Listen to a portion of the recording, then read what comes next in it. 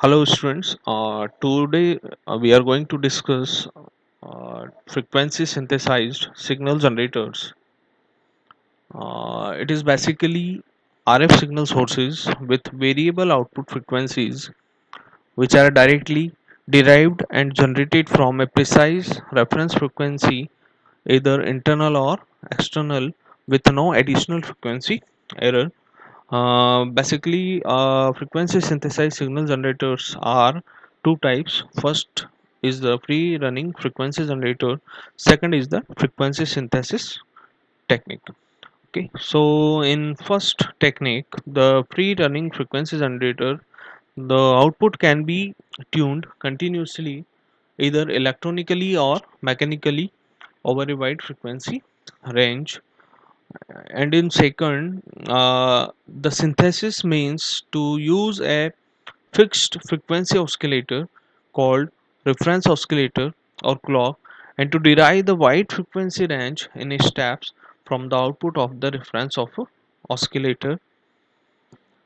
The difference between these two techniques is the stability and accuracy of free running frequency generator is very poor, while frequency synthesizers provide output which is arbitrarily selectable, stable, and accurate frequency.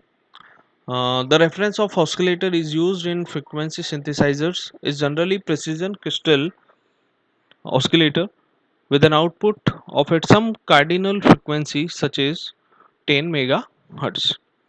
Various signal processing circuits then operate in synchronism to provide a large choice of the output frequencies. The basic principle we use in frequency synthesis techniques are every possible output frequency is derived from the reference oscillator frequency by multiplying its frequency by a fraction a small m upon a small n, where a small m and a small n are integers. The front panel controls are provided to select a small m and a small n values many times out of small m and small n. One variable is constant, another is varied to obtain the required frequency. For example, if the reference oscillator frequency is around 10 megahertz and small n is constant 10,000, then varying small m, the user can generate output in a range of frequency which are spaced 1 kilohertz apart. Okay. The frequency synthesized signal generators, we synthesize frequency by using two methods. First method is known as direct synthesis. Second method is known as indirect synthesis. Let us discuss one by one. First technique is direct synthesis technique. It is a technique of directly deriving the output frequency from the reference frequency. As we see in the diagram, here the derived frequency is 13 megahertz, or we are directly deriving this from this reference frequency. With the help of all these devices, an output which is small m by small n times reference can be generated. This configuration is used to avoid low-level and non-harmonically related sinusoidal spurious signals to exist at output. Hence, such method produces much accurate and stable output. This is the diagram of direct synthesis. Here, this is the reference oscillator. Here, divide by 10. Circuit is used. This is a mixer. In mixer we can add or subtract the frequencies. This is a 13 megahertz band pass filter because our required frequency is 13 megahertz. If our required frequency will be 7 megahertz, then we can use here 7 megahertz band pass filter. So basic working is the The 10 megahertz signal from the reference oscillator is directly applied to this mixer. This is 10 megahertz signal. This is the divider.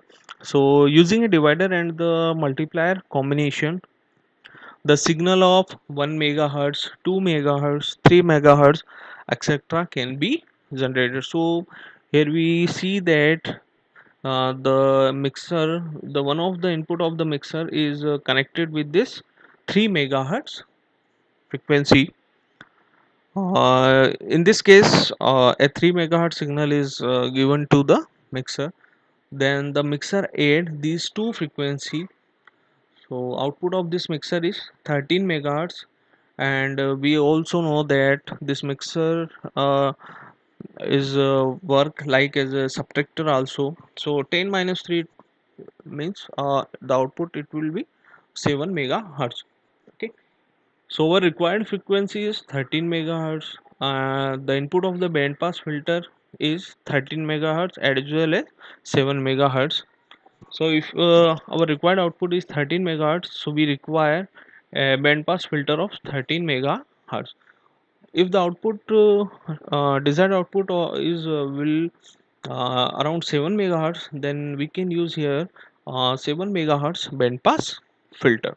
Okay, so using 13 megahertz band pass filter, required frequency is obtained. If we use another band pass filter of 7 megahertz, 7 megahertz output can also be obtained if it is required. So the advantage of direct synthesis is its speed with which output frequency can be changed, and the disadvantages are there are number of disadvantages of this method, like such as due to switching frequencies, phase continuity is lost. The method is very prone to spurious signals in the output. The problem of spurious frequency always increase with increase in the output frequency range. It suffers from wideband phase noise, and due to a lot of hardware, the circuit is very expensive. So these are the advantages and disadvantages of this method. In next slide, we are going to discuss indirect synthesis method. This method is also known as stabilized master oscillator as well as mock phase lock synthesizer. In this method, an oscillator other than the reference is used, but placing an oscillator in phase lock loop, its frequency can be controlled so that the output is small m upon small n times the reference frequency.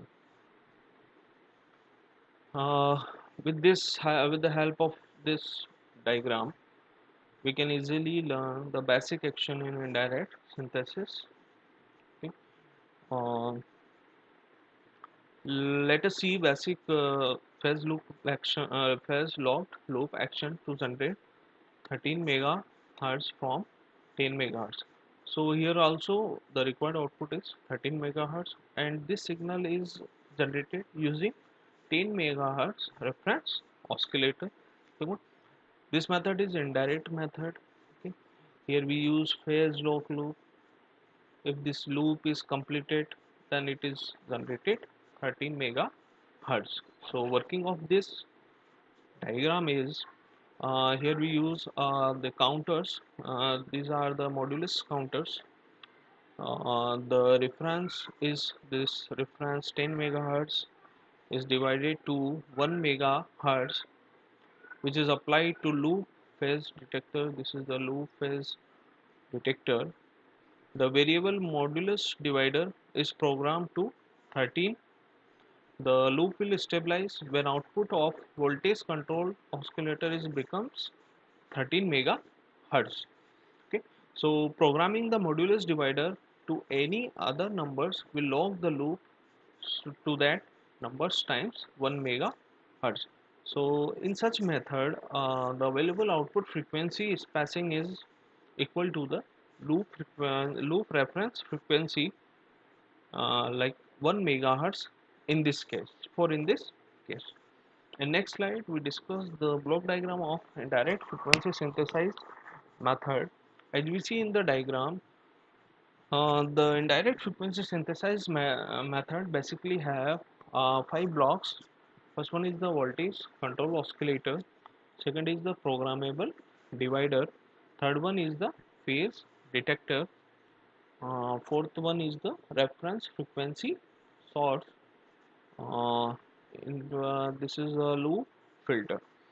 Let us discuss one by one all the blocks. First one is the voltage control oscillator block. Okay, so the output frequency is given by the voltage control oscillator.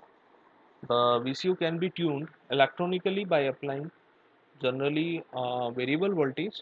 For higher frequency, tuning is done electronically using current instead of voltage. The second block is the programmable divider. It is basically a logic element. It divides the frequency of the this VCO by an integer. The factor by which the frequency of the VCO is to be divided is entered in the element using programming switches or microprocessors. Next block is the phase detector. The phase detector provides an analog output.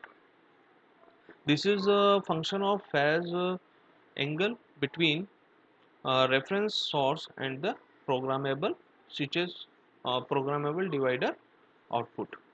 Okay, so here we see that the phase detector has two inputs, one from the programmable divider side, second from the reference frequency source. And the next block is this reference frequency source. It is basically a quartz crystal oscillator giving a very accurate and stable reference frequency. The overall accuracy of the frequency synthesizer is totally dependent on the reference source accuracy. The crystal oscillator operates in frequency range of around 1 megahertz to 10 megahertz. The frequency is divided to provide necessary phase lock signal and reference frequency to the synthesizer. Okay, and the next block is loop filter. This is a loop filter.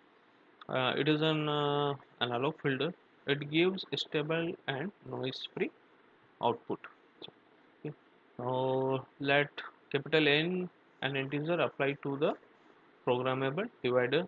The output of VCO is given by f naught equal to n capital N f r, where n is an integer, f naught equal to desired output frequency, and fr equal to reference frequency applied to phase detector. So the output of this programmable divider is given to the phase detector. The phase detector compares this output of the programmable divider with this reference frequency. If output of the phase detector were returned to voltage control oscillator, the variation in phase would be corrected. It is corrected until the phase of both the inputs becomes same. Okay, so if output of but the frequency of VCO can be corrected only once, which cause the frequency of VCO is modulated and create spurious sidebands. These are called reference side bands. A filter is used. A filter is used so that periodic frequency changes are smooth and the frequency modulation is reduced. So this is the all about the basic block diagram of indirect frequency synthesized method. Here we discuss all the blocks briefly. Basically, the indirect method of frequency synthesis is simple theoretically, but practically there are lot of disadvantages. So the disadvantages are the low filter is not able to remove all the side band energy, So the synthesizer becomes unsuitable for critical testing. The filter affects the slewing characteristics. That means the time required for changing signal generator frequency by a large amount is long. For low reference frequency, the resolution of synthesizer is very less. We can overcome all these disadvantages by using complex multiple phase lock loop synthesizer. And the advantage of this indirect synthesizer is it provides unlocked output, and hence it is desirable in particular applications such as military transceivers. It provides greater immunity and reduce trouble of spurious frequencies. It is used in indirect frequency synthesizer combines advantage of an oscillator that has excellent short-term stability and an oscillator whose long-term stability is similarly excellent. So these are the advantages of indirect method. In the next slide, we discuss around about the application of the frequency synthesizer. So first application is in communication. Uh, the excellent spurious frequency performance of this frequency synthesizer to be used as a master oscillator in a transmitter and the local oscillator in a receiver. Second application in surveillance. The synthesizer greatly helps in surveillance works if it is used as local oscillator in a receiver designed to detect accurately the frequencies from remote. Third application is to monitoring of a multiplicity of a channel with a single receiver instrument. The ease and speed with which the synthesizer frequency can be changed allow monitoring of a multiplicity of a channels with a single receiver by sequencing local oscillator through this desired channel. Next application is to operate as an automatic calibrator. Sequencing the synthesizer output through a group of desired frequencies also permits a single instrument to operate as an automatic calibrator for a multiple frequency transmission setup. Next application is in microwave spectrum for communication. The effective use of microwave spectrum for a communication requires frequency sources with extremely good stability so that the receiver bandwidth can be minimized. Next application is in Doppler shift frequency measurement.